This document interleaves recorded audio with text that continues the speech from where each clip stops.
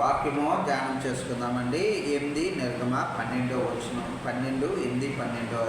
8 అధ్యాయంలో చదువుకున్నాం కదండి. అయితే ఇక్కడ మనము ఈ అధ్యాయములో బహుముఖ్యముగా మనము గమనించవలసింది, ఇక్కడ ఫరో రాజు గారు ఏం చేస్తూ ఉన్నారు, ముందు వచనాల వరకు ఆయన దగ్గరికి ఎవరు వచ్చేవారు, మోషే గారు వచ్చేవారు. ఆయన కాళ్ళ దగ్గరికి, ఫరో రాజు దగ్గరికి మోషే గారు వచ్చేవారు.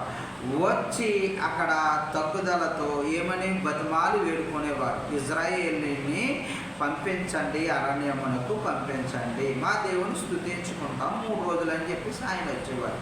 అయితే శోధనలు ఎక్కువయ్యేటప్పటికి ఫరో రాజు గారు ఇప్పుడు ఏం చేస్తున్నారు, శోధనలు వచ్చేటప్పటికి ఆ మోషే గారినే ఈయన దగ్గరికి కబురెట్టి పంపుతున్నారు. ఆయన రావడము కాదు, కానీ ఈయనే కబురెట్టించి ఆయన్ని పిలిపించుకొని శోధనలు తొలగేటట్లుగా ప్రార్థన చేయమనేవారు. చూడండి, వేడుకొనేవారు. ఇక్కడ దేవుడు, మరలా మోషే, ఫరో రాజు, ఈ ముగ్గురు మధ్యన వేడుకోవడం అనేది ఎలా సంభాషణ జరుగుతుందో చూడండి. ఆయన శోధన వచ్చేటప్పటికి మోషే గారిని వేడుకోవడం. అయితే ఫరో రాజు ఏమనేవాడంటే, నువ్వు దేవుడిని అడిగి ఈ శోధన తీసివేయి అని అడిగినప్పుడు, ఈయన ప్రార్థన చేసేటప్పుడు, మోషే గారు ప్రార్థన చేస్తున్నప్పుడు ఈ దేవుడు ఈయన మాట చెప్పున చేసేవారు అంటారు. చూసారా ఇక్కడ ఎంత విచిత్రమో.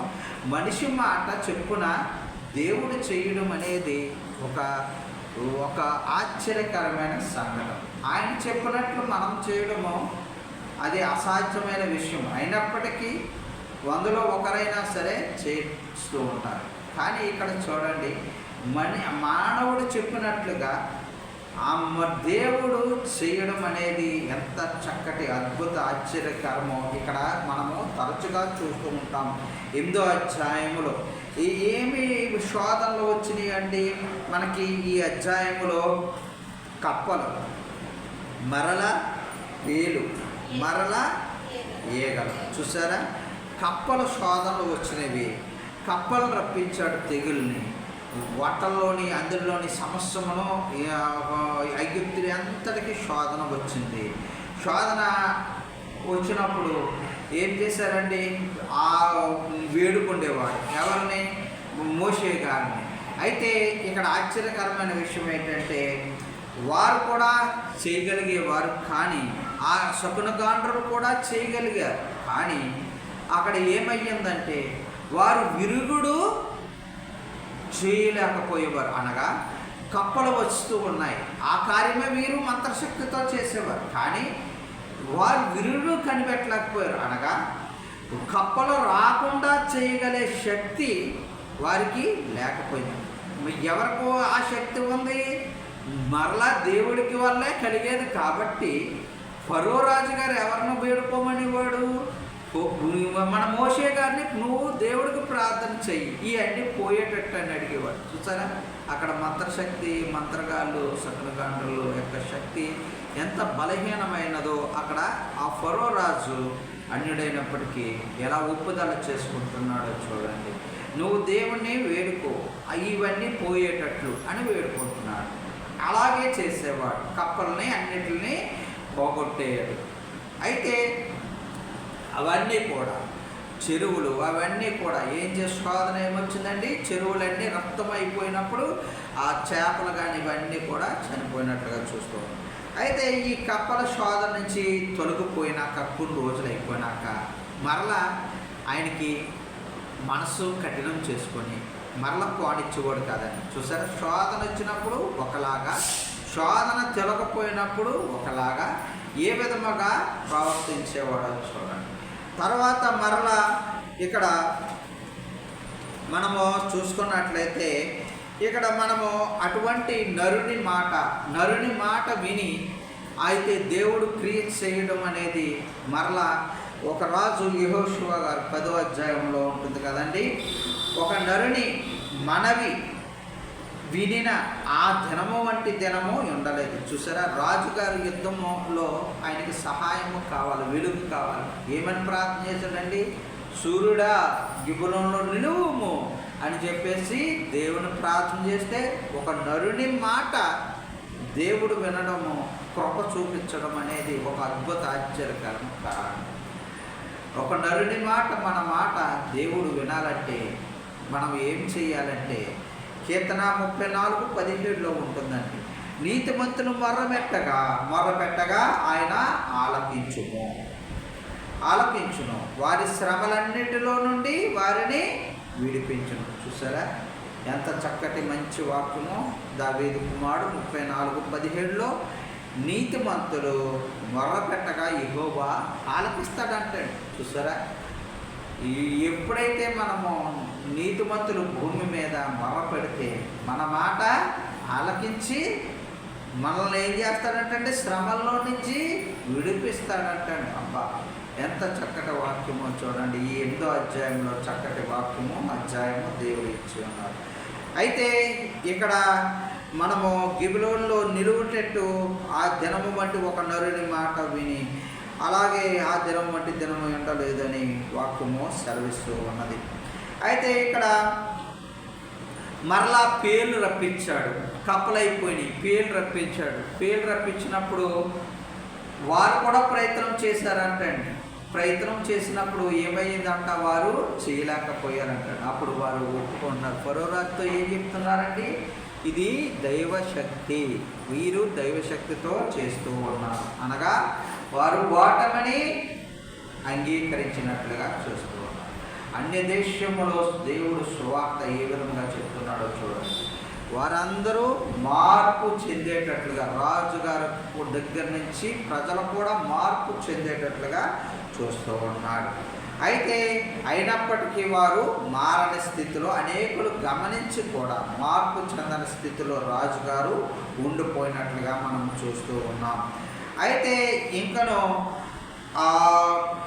ఆ పేర్లు అన్నీ కూడా ప్రజల నుంచి ఏమని మోషే గారు ప్రార్థన చేస్తున్నాడంటే, ఫరో యొద్ద నుండి బయలు వెళ్ళి యెహోవాను వేడుకుంటున్నాడంటండి. ఈగలు, ఇది పేలు, కప్పలు ఇవన్నీ తొలగిపోయేటట్లు మరలా ఏమని ప్రార్థన చేస్తున్నాడంటే, మోషే ఏమని మాట చెప్పున ఈగల గుంపు ఫరో యొద్ద నుండి పోయేటట్లు, సేవకులు వారి యొక్క సైన్యం ఉంటుంది కదా, ఆ సేవకుల నుంచి పోయేటట్లు, మరలా ప్రజల నుండి తొలగిపోయేటట్లు ఎవరు ప్రార్థన చేస్తున్నాడు, మోషే గారు ప్రార్థన. చూసారా, ప్రజల నుంచి తొలగిపోయేటట్లు ఆ రాజుగారు ఉండే సేవకుల దగ్గర వారిని బాధ పెట్టకుండా వారి కొరకు మరలా ఫరో రాజు కొరకు కూడా ప్రార్థన చేస్తూ ఉన్నారు. చూసారా, అనగా ప్రజలకి దేవునికి మధ్యవర్తివై వహిస్తూ ప్రార్థన చేస్తూ సఫలము ఆ శ్రమల నుంచి విడుదల చేస్తూ ఉన్నాడు మోషే గారు. ఈ రోజున మనమందరము కూడా అటువంటి వారి ప్రజలు శ్రమలతో బాధపడుతూ ఉన్నాము. అయితే నీ కొరకు నా కొరకు ప్రార్థన చేసేవారు, విడుదల చేసేవారు ఒకరు కావాలి. దేవునికి మనకి మధ్యవర్తి ఎవరండి, మన ప్రభువే. ఆయన నిత్యమో విజ్ఞాపన ప్రార్థనలు చేస్తూ ఉన్నారు. ఎంత గొప్ప ధన్యత. అందువలనే మనము విడిపింపబడుతూ ఉన్నాం. మనకి సంతోషము, ఆనందము కలుగుతూ ఉన్నది. ఈ వచనము ద్వారా మనము తెలుసుకుంటూ ఉన్నాం. అయితే ఇంకా కొంచెం క్లుప్తంగా, ఇంకొంచెం వివరంగా చూసుకున్నట్లయితే, ఆ రోజున మనకి ఈగల గుంపు దయచేసినప్పుడు వారికి భూలోకములో 8:22-23 భూలోకములో నేనే యెహోవాను అని నీవు తెలుసుకున్నట్లు ఆ దినమున నేను నా ప్రజలు నివసించిన గోషేను దేశమును వినాయించేదను. చూసారా, ఈగల గుంపు ఆ దేశమంతా కూడా విస్తరించి ఉన్నదంటారు. కానీ ఆ గోషేను ఇజ్రాయేల్ ప్రజలు ఉన్న ప్రాంతంలో మాత్రము వారికి మాత్రము ఎటువంటి ఈగల గుంపు కానీ లేదంటండి. ఆ జనమంతా ఉన్నారు, ఆ దేశమంతా ఉన్నారు. ఇజ్రాయేల్ ఎక్కడ నివసిస్తున్నారు ఆ పట్టణంలో ఏది కూడా ఈగ కానీ దోమ కానీ ఏది బాధించలేదంటే గుంపులుగా. చూసారా, దేవునికి ఏ విధముగా సైన్యముగా ఒక విధేయులుగా కప్పలు కానీ ఈగలు కానీ సృష్టిలో ఏ విధముగా ఆయన ఉపయోగించుకుంటున్నాడో, వాయువు ఆజ్ఞకు లోబడి ఏ విధముగా చేస్తున్నాయో గమనించండి. అయితే అక్కడ ఇజ్రాయేల్ ప్రజలకి ఏది కూడా శోధన కలగలేదు. అది ఎందుకు చేశాడు ఆ కార్యం అనగా, మీరు ప్రత్యేకించబడిన వారు, నా ప్రజలు నీ ప్రజల నుండి ప్రత్యేకించబడిన వారు కావున మనమందరము కూడా ప్రత్యేకించబడిన వారు తెలుసుకొనులాగున మనము కాదు, వారు ప్రత్యేకించబడిన వారు దేవుని ప్రజలు అని తెలుసుకొనులాగున వారికి ఈ సూచక్రియ చేశారని, వారి కనువిప్పు కలగాలని, ఇజ్రాయేల్ ప్రజల దగ్గర నుంచి ఫరో రాజు వరకు మార్పు చెందాలని దేవుడు ఈ అద్భుత ఆశ్చర్యకార్యములు చేశారు.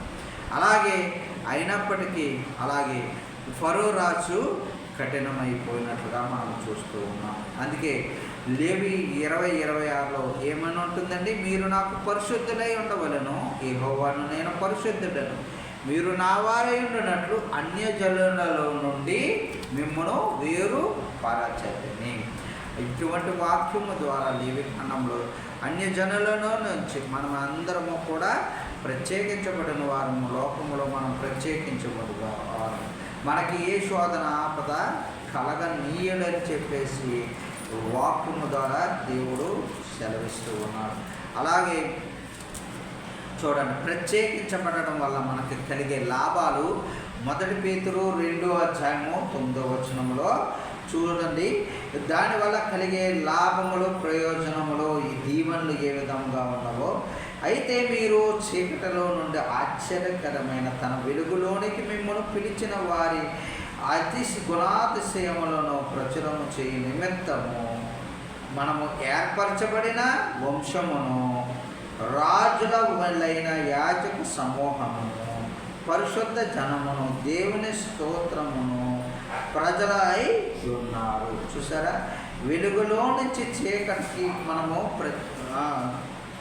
చీకటిలో నుంచి వెలుగులోకి వచ్చిన మనమందరము కూడా ప్రత్యేకించబడడం వల్ల మనకి ఏమేమి దీవెనిస్తూ ఉన్నాడండి, ఏర్పరచబడిన వంశము ఇస్తూ ఉన్నాడు. మన వంశము ఒక్కొక్కరిది ఒక్కొక్క గోత్రమును ఎలా దీవించాడో ఒక వంశావళిని ఆ విధముగా చూడాలి.